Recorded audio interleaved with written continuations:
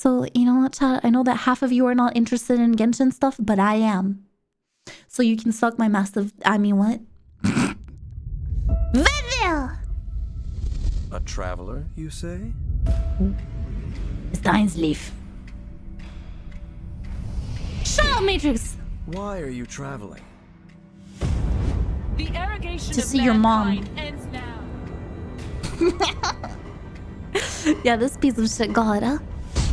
It took Since away then, my we brother's embarked on a journey sister. exploring the world of Teyvat in search of her traces. Oh, yeah, Amidst sister. our journey, Never mind. We became captivated by the countless tales whispered by the wind, each carrying echoes of a forgotten past. The editing is But insane. strangely, all the stories we've heard so far have ties to the heavenly principles in Celestia. Yes. Yet we have never actually seen the heavenly principles. I mean, we're gonna Just a see quick them eventually, clarification. right? This is the sustainer of heavenly principles. And not she's kinda the fine. Heavenly principles. The heavenly Wait. principles are just some of the many titles of the usurper king in the sky, also known as the primordial one, Phanes, or the master of the heavens. After our Oh. journey in Mondstadt, So she's not the Venti boss. introduced us to Celestia. Every wielder of a vision is one who can attain godhood and ascend to Celestia. We call such people allogenes. During our time in Hello, Ligre, jeans. Zhongli brought up the concept Why are of they all erosion. bald? Stop making them bald! They love to pursue the right path. Perhaps this is the erosion imposed on me by the heavenly principles. The heavenly The principles. Azula Archon is a firm believer of eternity. Only through eternity are you closest to the heavenly principles. What does that even mean? And in Sumeru, the heavenly principles is brought up once again. That's right. Bald A. The current hypothesis is that the first descender was likely what we now call the heavenly principles. The heavenly principles even have a connection with remote areas So the first such as descender, the Saruni first Island usurper? and the chasm, where there is a divine nail Yeah, we know dropped the by nails. the master of the heavens. It's evident that the influence of the heavenly principles and Celestia permeates every corner of Teyvat. That's from the Yet anime! They have remained completely silent Yo, for okay, 500 no, but when the fuck is the anime coming out? When is the Genshin anime coming out, dude? We saw one trailer. They haven't shown us anything else. Come on, dude. years. No one went in and no one came out. Nor did anyone from 小声还是我。 Celestia try to communicate with us. The heavenly principles has been quiet since the Conria disaster 500 years ago. Damn, 500 years! What if they're dead? What if the heavenly principles just crooks, dude? Monsieur Novinette here actually has the answer for us. Damn. Principles is dead. Yo, wait a second! I just said... Wait, are they actually dead? If you open up New Villette's Wait, no way. voiceovers, in the section More About New Villette, he tells you that he recently Damn. watched an opera. It was about a lady whose personal charm and manipulative schemes allowed her to continue to dominate the affairs of the grand mansion where she lived even after her death, like a ghost that refused to be exorcised. What's interesting is that he said the story of this opera reflects the true nature of the world. It also reminded me of the current state of affairs in the real world. The opera itself is a direct reference to Daphne du Maurier's novel, Rebecca. Yo, wait, yeah, Siri, am I actually writing Genshin's story? Wherein the story follows an unnamed young bride who marries the wealthy widower Maxime de Winter and moves Maxime. to his grand estate. However, Maxime's first wife, Rebecca, casts a haunting presence over the mansion, despite her being deceased. Her influence lingers, almost as if she still dominates the mansion with her Terrifying. manipulative schemes. How dare. The story unfolds as the unnamed protagonist navigates the mysteries and secrets surrounding Rebecca's legacy, while contending with the hostility of Rebecca's loyal servant, Mrs. Danvers. What? Since this story partially reflects the world of Teyvat, then the unnamed protagonist moving into the mansion would correspond with the traveler yeah, stepping foot into yeah. the world of Teyvat.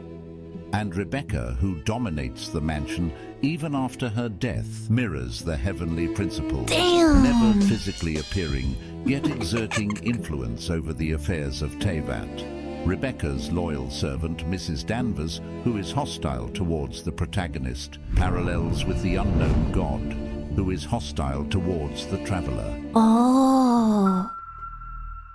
Oh. Here's where things get interesting. It is later revealed in the story that Rebecca is accidentally killed by Mr. Maxim, and to cover up his crime, he disposed Rebecca's body into the sea. What the fuck? In the sea.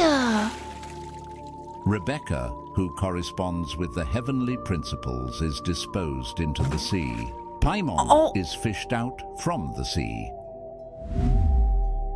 And if you really think about it, ever since we fished up Paimon, we've been glued together with her. She's low-key haunting the traveler, telling us what to do,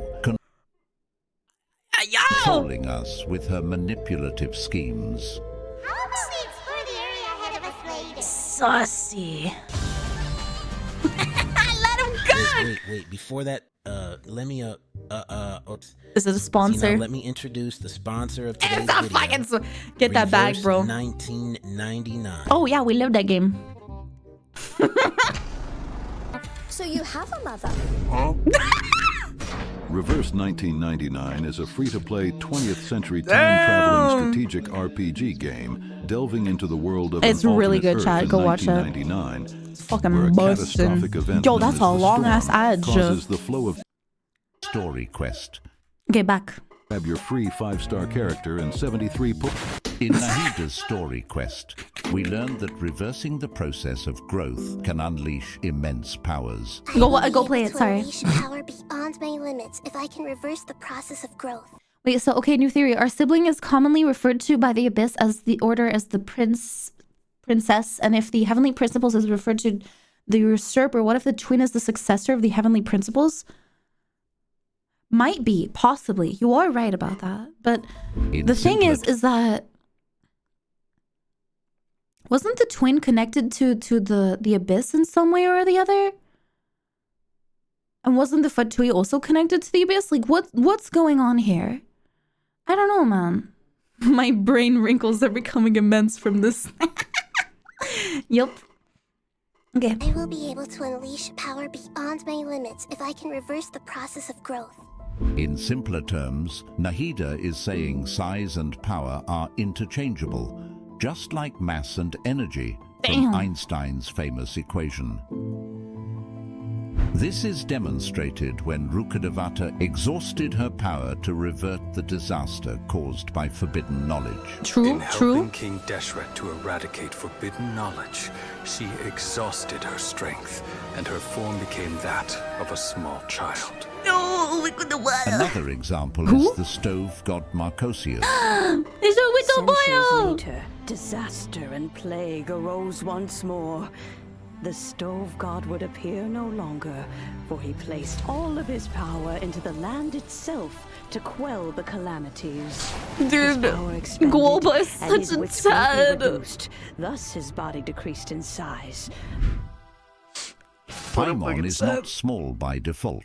Her size must be the result of depleting her powers through the reversal of growth. With her You know where clothes this is resembling going. Celestia structures and the Melusine world quest confirming Paimon's connection to Celestia. To my eyes, Paimon is just like a little rainbow balloon floating in the air, and her strings seem to extend upward to somewhere above the sky itself. Perhaps Paimon is the heavenly principles who once sacrificed their growth for powers to save Tevat. As Dainsleif's character card mentions, the primordial one overturned the calamity 500 years ago, most likely using the same method as Machosius and Rukkhadevata. This explains why the heavenly principles have remained silent for 500 years. Because continuing Paimon their is the heavenly silence even principles? after everything that happened in Fontaine.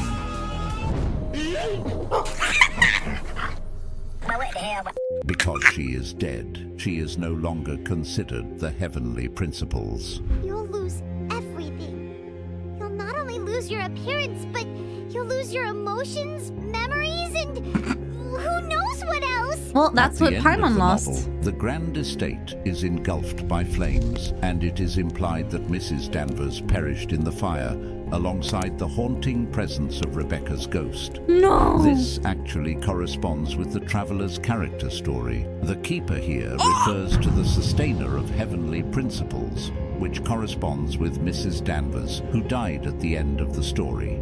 Since Rebecca's ghost is cleansed, the protagonist overcomes the shadow of her predecessor, effectively replacing Rebecca and becoming the new Mrs. Maxim. Hence, when the traveler eventually ascends at the end of the story. Damn, no, Paimon, no!